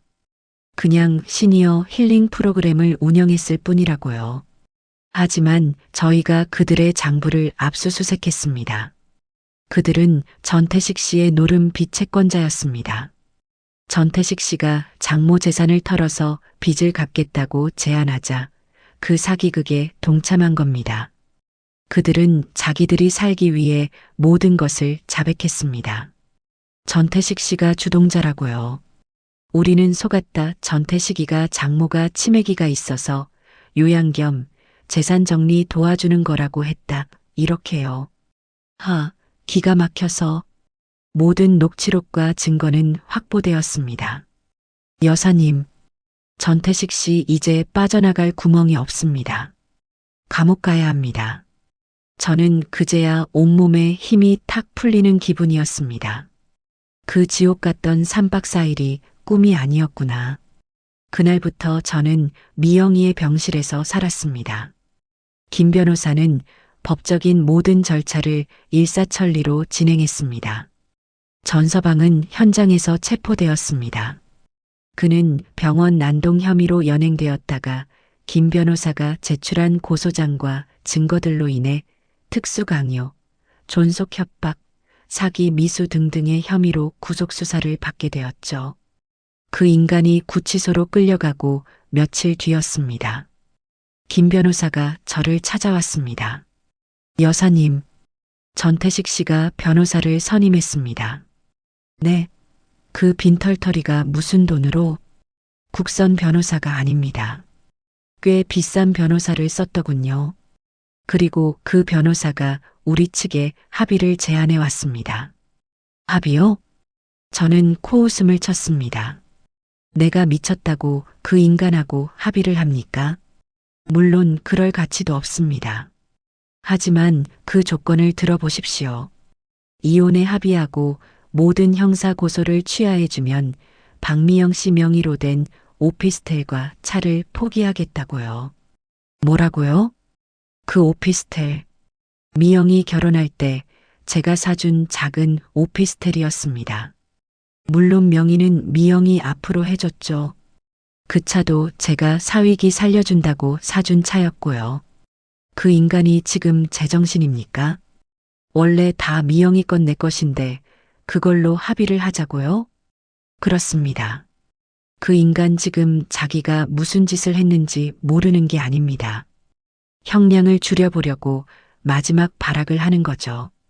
자기가 가진 모든 걸 포기하는 척하면서 동정심을 유발하고 이혼 합의를 이끌어내서 피해자와 원만히 합의했다는 명분을 만들려는 겁니다. 기가 막혀서. 그래서 변호사님 생각은? 당연히 거절했습니다. 김 변호사는 서류를 내밀었습니다. 그 오피스텔, 박미영 씨 명의가 맞습니다. 당장 그 인간의 짐을 빼고 문을 잠갔습니다. 전태식 씨는 이제 돌아갈 집이 없습니다. 그리고 그 차, 그것도 저희가 회수했습니다. 여사님께서 사주신 차지만 법적으로는 전태식 씨 소유로 되어 있더군요. 하지만 문제 없습니다. 그 차 이미 다른 채권자들이 압류를 걸어놨습니다. 노른 빚 때문에요. 어차피 전태식 씨 손에 들어가지 못합니다. 그럼 그 인간은 정말, 네, 빈손입니다. 구치소에서 나오더라도 갈 곳도 탈 것도 아무것도 없는 알거지가 된 겁니다. 저는 그 소식을 듣고도 마음이 기쁘지 않았습니다. 그저 지독한 악몽이 드디어 끝나간다는 안도감 뿐이었죠. 그렇게 전서방은 제 인생에서 완벽하게 지워지는 듯 했습니다. 그 인간의 마지막 숨통을 끄는 것은 제가 아니었어요. 한 달쯤 지났을까요? 미영이는 신탁 자금으로 안정적인 투석을 받으며 조금씩 기력을 회복하고 있었습니다. 그날 김 변호사가 아주 흥미로운 소식을 가지고 왔습니다. 여사님, 전태식 씨 재판 날짜가 잡혔습니다. 그런데 그 인간이 아주 웃기는 상황에 처했습니다. 무슨 일입니까? 기억하십니까? 그 힐링센터 센터장과 박 실장, 그 공범들 말입니까? 네, 그들이 풀려났습니다. 네, 풀려나다니요. 그 나쁜 놈들이, 물론 집행유예입니다. 그들은 전태식 씨의 범행을 도운 공범이지만 동시에 전태식 씨에게 돈을 뜯긴 채권자이기도 했죠. 그들은 전태식이 우리 돈을 갚지 않으려고 이런 일을 꾸몄다. 우리도 피해자다라고 주장을 했습니다. 그리고 그게 일부 받아들여졌죠. 그들이 모든 증거를 넘기는 조건으로요. 그럼 그 인간들이, 네, 지금 그 인간들이 전태식 씨를 찾아다니고 있습니다. 전태식 씨 며칠 전에 보석으로 잠깐 풀려났었습니다. 재판 준비한다고요. 그런데 그 소식을 센터장과 박 실장이 들은 겁니다. 그들은 전태식 씨가 여사님께 합의금이라도 받았을 줄 알았나 봅니다. 아니면 숨겨둔 돈이라도 있을 줄 알았겠죠. 그래서요. 그들이 전태식 씨가 묵고 있던 싸구려 모텔을 덮쳤습니다. 거기서 무슨 일이 있었는지는 모릅니다. 하지만 전태식 씨 다음 날 다리가 부러진 채로 경찰서에 제 발로 기어들어왔습니다. 살려달라고요. 차라리 감옥에 보내달라고요. 김 변호사는 덤덤하게 말했습니다. 그 센터장 알고 보니 그 바닥에서 아주 질이 나쁜 사람이었습니다. 전태식 씨는 자기가 판 함정에 자기가 빠진 겁니다. 자기가 끌어들인 악마들에게 자기가 물어뜯긴 거죠. 저는 아무 말도 할 수 없었습니다. 제가 손에 피를 묻히지 않아도, 제가 굳이 복수를 하지 않아도 악은 스스로 무너져 내렸습니다. 탐욕은 더 큰 탐욕에 먹히고 말았죠. 전서방은 그렇게 자기 업보의 대가를 치렀습니다. 그것이 그 지독한 인간에게 내려진 가장 완벽한 심판이었습니다. 전서방이라는 거대한 태풍이 지나갔습니다.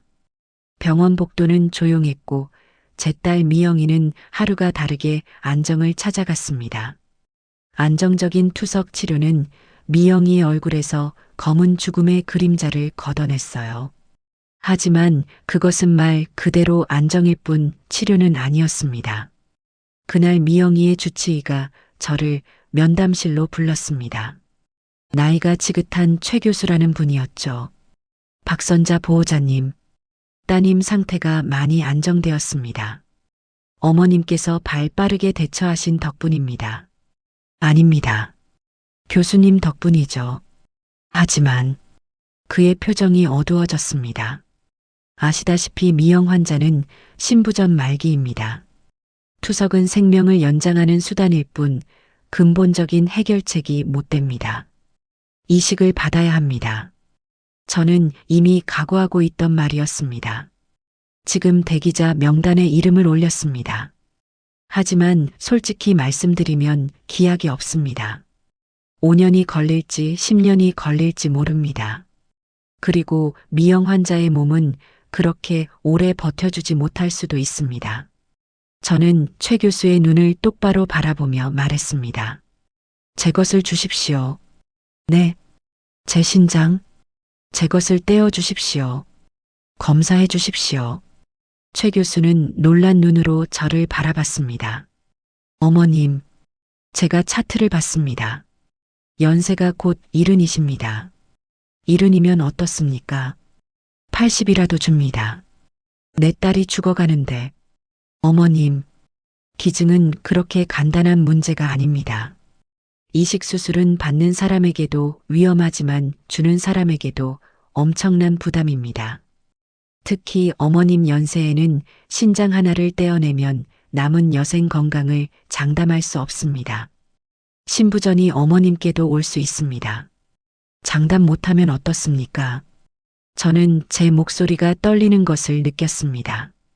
교수님, 저는 남편 먼저 보냈습니다. 제게는 저 딸아이 하나뿐입니다. 제가 저 아이를 잃으면 저도 살 이유가 없습니다. 제 남은 인생 건강하게 살아서 뭐합니까? 내 자식이 없는데 제발 검사라도 하게 해주십시오. 맞는지 안 맞는지 그것만이라도 알게 해주십시오. 최 교수는 한참 동안 말이 없다가 깊은 한숨을 내쉬었습니다. 알겠습니다. 어머님 뜻이 정그러시다면 검사를 진행하겠습니다. 하지만 조직이 맞을 확률 그리고 어머님의 건강 상태가 기증에 적합할 확률 둘 다 높지 않다는 것만 알아주십시오. 그날부터 저는 검사를 받기 시작했습니다. 피를 뽑고 온갖 촬영을 하고 수많은 의사들을 만났습니다. 미영이에게는 이 사실을 비밀로 했어요. 그 가냘픈 아이에게 또 다른 마음의 짐을 지게 하고 싶지 않았습니다. 하지만 비밀은 오래가지 못했습니다. 미영이가 다른 병동에서 검사를 받고 돌아오는 저를 본 겁니다. 엄마, 병실로 돌아온 저를 미영이가 불렀습니다. 그 아이의 눈이 퉁퉁 부어 있었어요. 엄마 지금 무슨 짓 하는 거야? 무슨 짓이라니? 나 다 들었어. 간호사 선생님이 하는 말 들었어. 엄마 나한테 신장 주려고 검사 받는다고. 미영아, 안 돼. 미영이가 침대에서 상체를 일으키며 소리쳤습니다. 절대 안 돼. 엄마까지 그렇게 만들 수 없어. 나 그냥 이렇게 살다가 갈래. 엄마한테 죄가 너무 많아서 나 엄마 거 못 받아. 너가 무슨 죄가 있어? 내가 죄가 왜 없어? 미영이의 목소리가 절규처럼 터져 나왔습니다. 내가 그 인간 만난 죄. 내가 아픈 거 엄마한테 숨긴 죄. 그리고 그 산장에서 엄마가 나를 그렇게 불렀는데 내가 엄마 모른 척한 죄. 엄마, 나 태식 씨가 무서워서 그런 거 아니야. 물론 그 인간도 무서웠지. 하지만 나 내 병원비 때문에 엄마 집 욕심냈어. 저는 미영이의 뺨을 때리려다 멈췄습니다. 박미영, 너가 지금 무슨 말을. 맞아 엄마. 나 그 인간이 그랬어. 엄마 집만 넘겨받으면 그 돈으로 나 이식 수술 시켜준다고. 외국 가서 제일 좋은 걸로 받게 해준다고. 나 그 말에 흔들렸어. 나 살고 싶었어 엄마. 투석 너무 고통스러웠어. 그래서 엄마한테 같이 여행 가자고 졸랐어. 다 알면서. 엄마 미안해. 나 같은 거 그냥 죽게 내버려둬. 엄마 몸에 손대지 마. 제발. 미영이는 아이처럼 엉엉 울었습니다. 저는 그런 딸아이를 가만히 안아주었습니다. 등이 뼈밖에 만져지지 않았어요. 미영아, 살고 싶은 게 왜 죄야? 엄마, 이 어미도 너 아플 때 그랬어. 너 뱃속에 있을 때 입덧하도 심해서 너 그냥 없어졌으면 좋겠다. 그런 못된 생각도 했어. 사람은 누구나 자기가 아프면 이기적이 되는 거야. 너가 살고 싶어서 그랬던 거 어미는 다 이해해. 그러니 죄책감 갖지 마. 하지만 그리고 박미영, 똑똑히 들어. 저는 딸의 어깨를 잡고 똑바로 보게 했습니다. 이 신장 너 좋으라고 주는 거 아니야. 나 좋으라고 주는 거야. 이 어미 너 없으면 못 살아. 내가 살려고 너 살리는 거야. 그러니까 너는 그냥 받아. 이건 엄마의 이기심이야. 알겠어? 미영이는 제 말에 더 크게 울음을 터뜨렸습니다. 며칠 뒤 최종 검사 결과가 나왔습니다. 최 교수가 저와 미영이를 함께 불렀습니다. 그의 표정은 알 수 없었어요. 결과가 나왔습니다. 제 심장이 발끝까지 떨어지는 것 같았습니다. 정말 기적 같습니다. 조직 적합성 검사 결과 두 분은 거의 완벽하게 일치합니다. 그리고 어머님, 연세에 비해 신장 기능이 너무나 건강하십니다. 이 정도면 기증에 아무 무리가 없습니다. 하늘이 도왔습니다. 저와 미영이는 서로를 부둥켜 안고 울었습니다. 그것은 슬픔의 눈물이 아니었어요. 희망의 눈물이었죠. 수술 날짜가 잡혔습니다. 수술실로 들어가는 날 아침 저는 미영이의 침대 옆에 나란히 누웠습니다. 우리는 같은 수술복을 입고 있었죠. 간호사들이 우리 침대를 밀기 시작했습니다. 수술실로 향하는 긴 복도, 천장의 형광등이 빠르게 스쳐 지나갔습니다. 저는 미영이에게 손을 뻗어 그 아이의 손을 잡았습니다. 미영아. 응 엄마. 무서워? 아니. 엄마도 같이 가잖아. 그래. 엄마가 너한테 세상에서 제일 좋은 선물 가지고 갈게. 수술실 문이 열리고 차가운 공기가 밀려왔습니다. 마취 가스가 제 코로 들어왔습니다. 미영아. 아가. 눈 뜨면 다 새 세상이야. 밥 맛있게 먹자. 그 말을 마지막으로 저는 깊은 잠에 빠졌습니다. 얼마나 시간이 흘렀을까요? 지독한 통증과 함께 저는 눈을 떴습니다. 회복실이었어요. 어머님 정신 드세요? 미영이는요? 따님도 수술 잘 끝났습니다. 지금 회복 중이세요. 저는 안도의 한숨을 내쉬었습니다.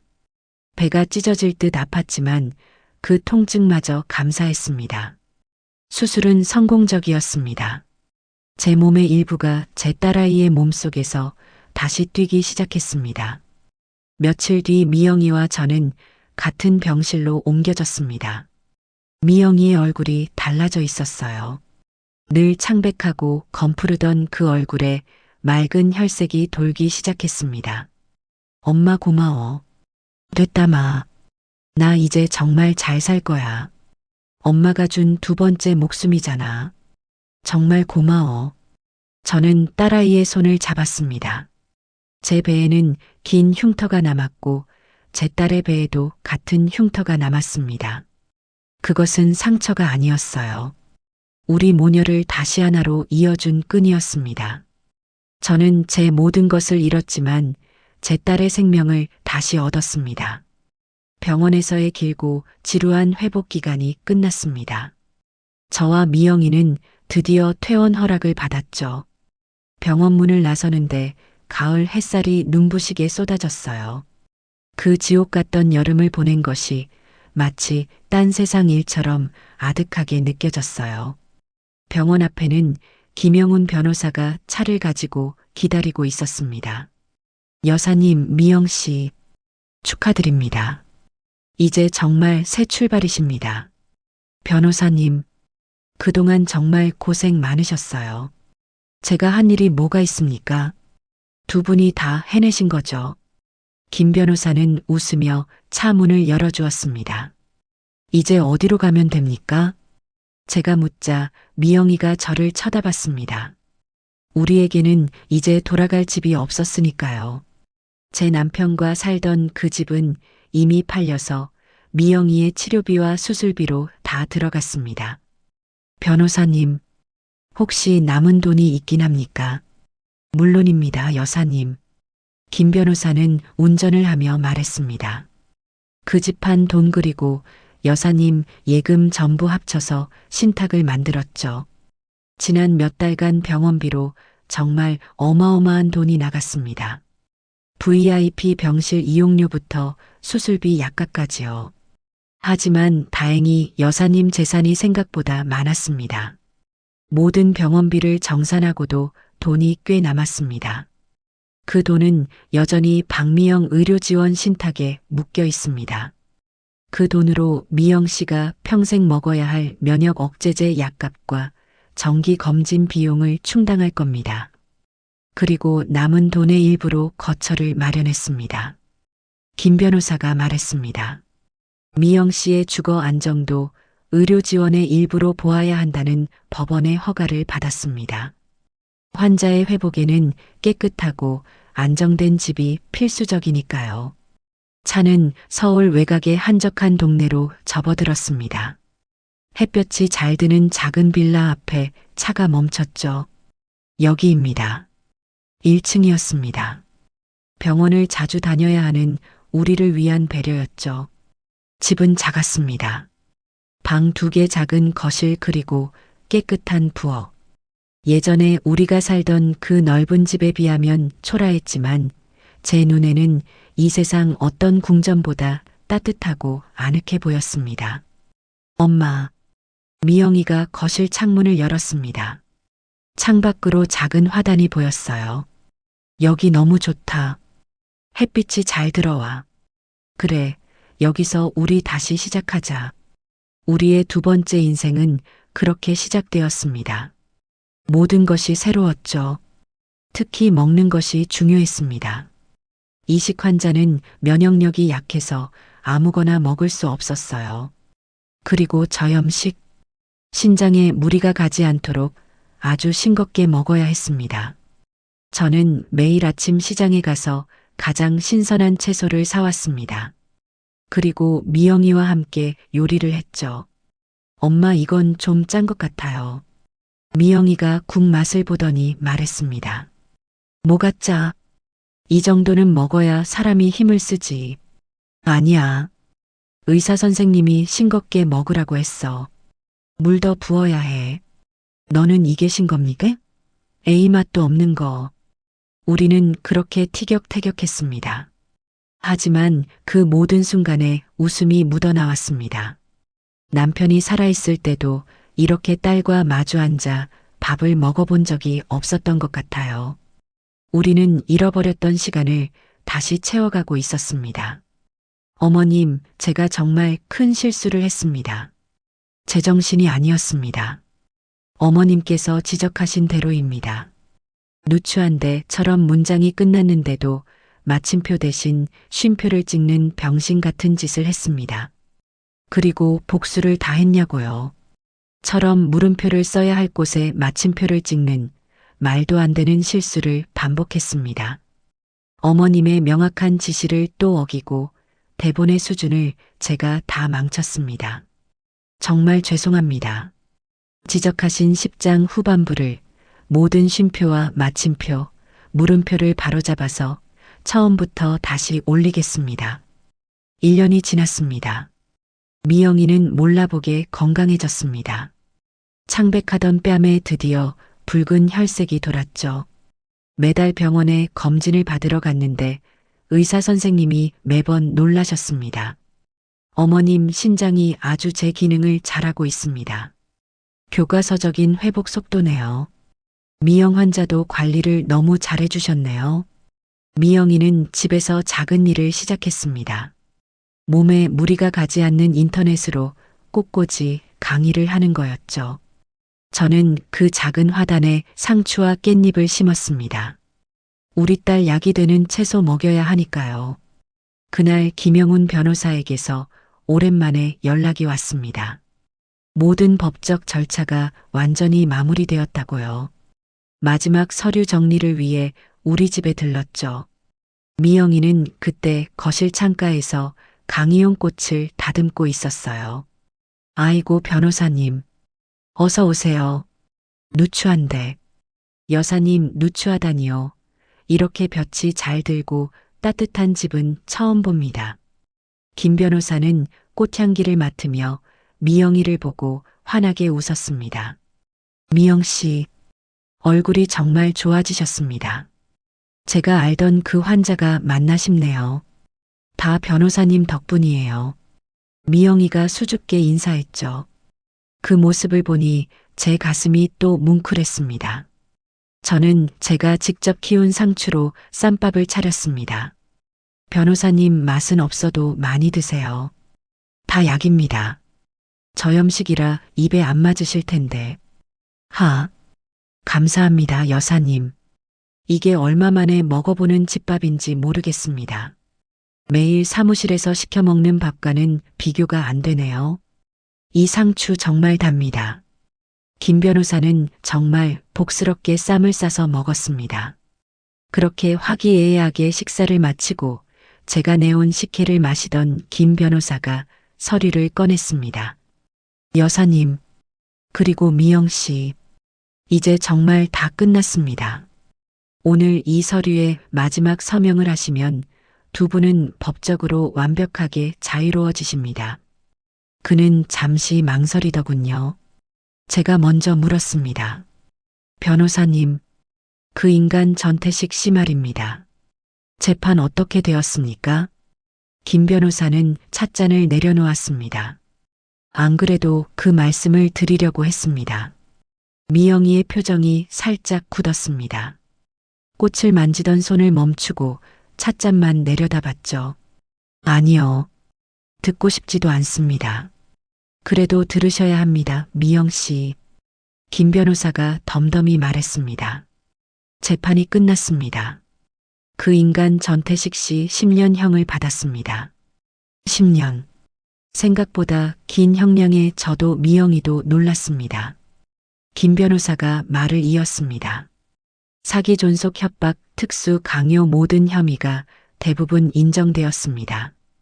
판사가 죄질이 아주 나쁘다고 하더군요. 특히 아픈 아내를 미끼로 삼고 연로한 장모를 속여 산속에 고립시킨 점 그리고 전혀 반성하지 않는 태도. 이 모든 게 괘씸죄까지 붙었습니다. 아마 한동안 세상빛 보기 힘들 겁니다. 제가 물었습니다. 그럼 그 공범들은요? 그 센터장이랑 그 센터장과 박 실장, 그 공범들도 징역 3년씩 받았습니다. 3년이요? 네.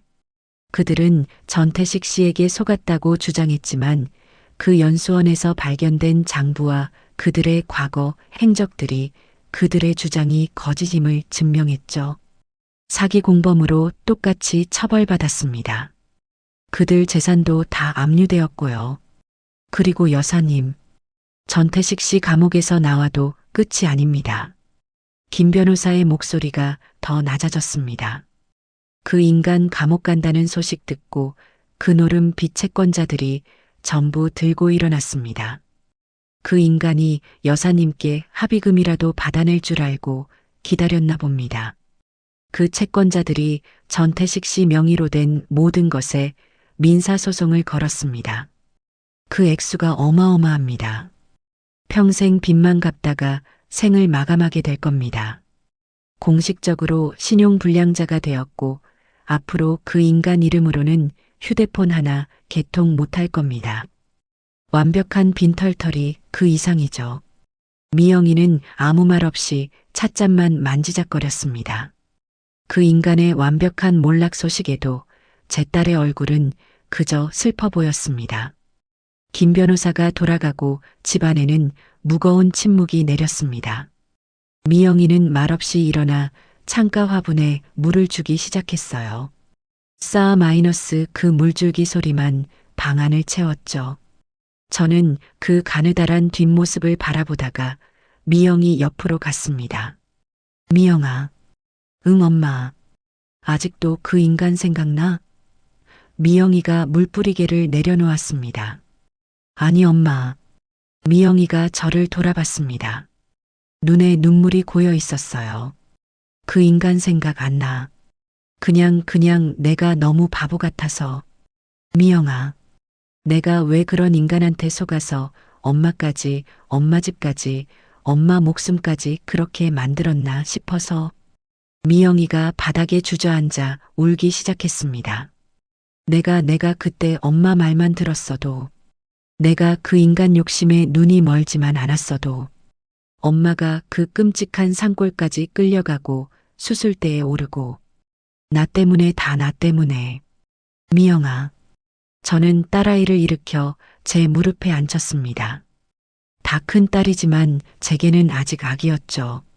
그 말하지 말랬지. 엄마, 내가 너무 싫어. 그 인간이 10년, 20년을 받든 그게 무슨 소용이야? 내 죄는 씻기지가 않아.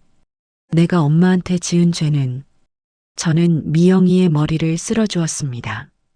다 지난 일이야. 이제 잊어. 너는 피해자야.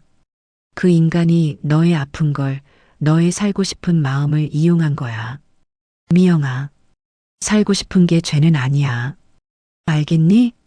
그러니 이제 너 자신을 용서해. 이 어미는 너를 오래전에 다 용서했어.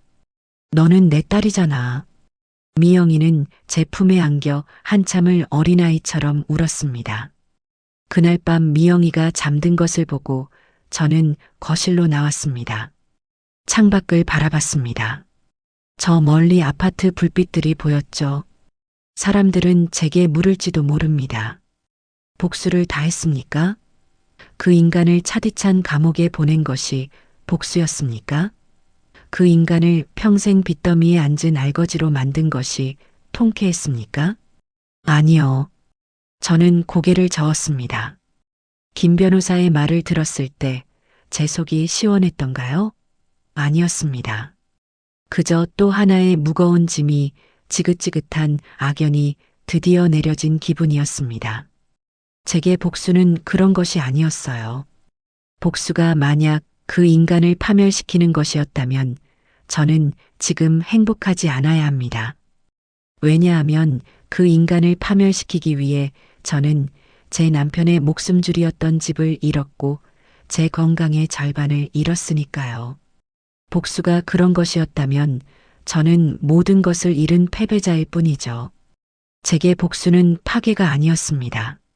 제게 복수는 회복이었습니다. 그 인간이 제게서 뺏어가려고 했던 가장 소중한 것. 그 인간이 망가뜨리려 했던 제 유일한 희망. 바로 제 딸 미영이의 저 건강 저 웃음이었습니다.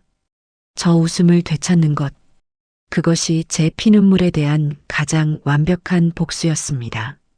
그 인간이 감옥에서 10년을 살든 100년을 살든 저와는 이제 상관없는 일입니다.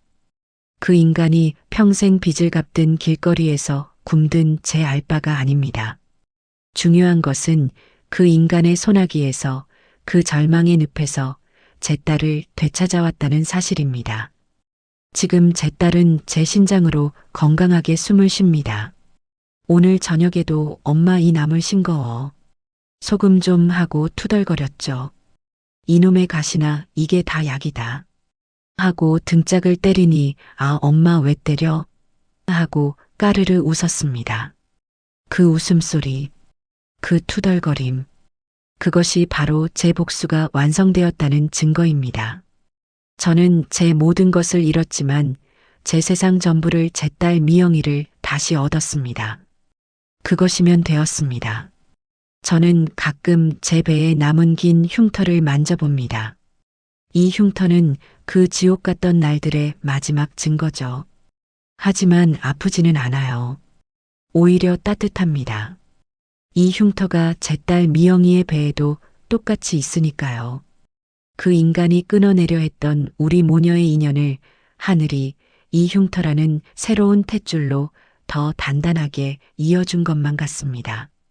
사람들은 제게 모든 것을 잃었다고 말할지도 모릅니다. 평생을 바친 집을 잃었죠. 제 건강의 절반도 잃었습니다.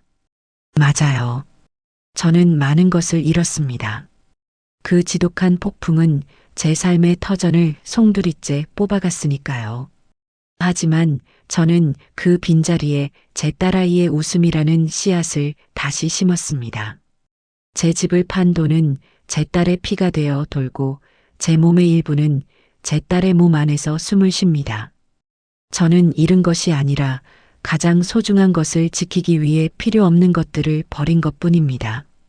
빈손이 되고 나니 비로소 제 딸의 손을 더 꽉 잡을 수 있게 되었습니다. 그 인간 전태식 씨는 자기 손에 더 많은 것을 쥐려고 발버둥 쳤죠. 돈, 집, 명예. 하지만 움켜질수록 그 모든 것은 손가락 사이로 빠져나갔고 결국 그 손에는 차가운 쇠고랑만 남았습니다. 그것이 탐욕의 끝입니다. 저는 이제 그 인간을 원망하지 않습니다. 원망할 시간도 마음도 남아있지 않아요. 그저 제 옆에서 저염식 나무를 맛없다 투덜거리면서도 엄마 오늘 꽃이 참 예쁘게 폈어 하고 웃는 내 딸 미영이의 얼굴을 한 번이라도 더 바라볼 뿐입니다. 그 평범한 하루가 제게는 기적이고 제 복수의 완성입니다. 오늘 저의 이 긴 피눈물 났던 이야기를 끝까지 들어주셔서 정말 감사합니다. 여러분이 만약 저와 같은 상황이었다면 어떤 선택을 하셨을 것 같으신가요? 제가 제 모든 것을 버리고 딸아이를 택한 이 복수가 정말 잘한 일이 맞을까요? 살다 보면 내 목숨보다 더 소중한 것을 지켜야 할 때가 오는 것 같습니다. 여러분에게는 그런 존재가 있으신가요? 여러분이 생각하는 가족의 의미는 무엇인가요? 저와 제 딸 미영이가 앞으로 이 두 번째 인생을 더 굳건하고 행복하게 살아갈 수 있도록 여러분께서 따뜻한 응원의 한마디를 댓글로 남겨주시면 저희 모녀에게는 정말 큰 힘이 될 것 같습니다.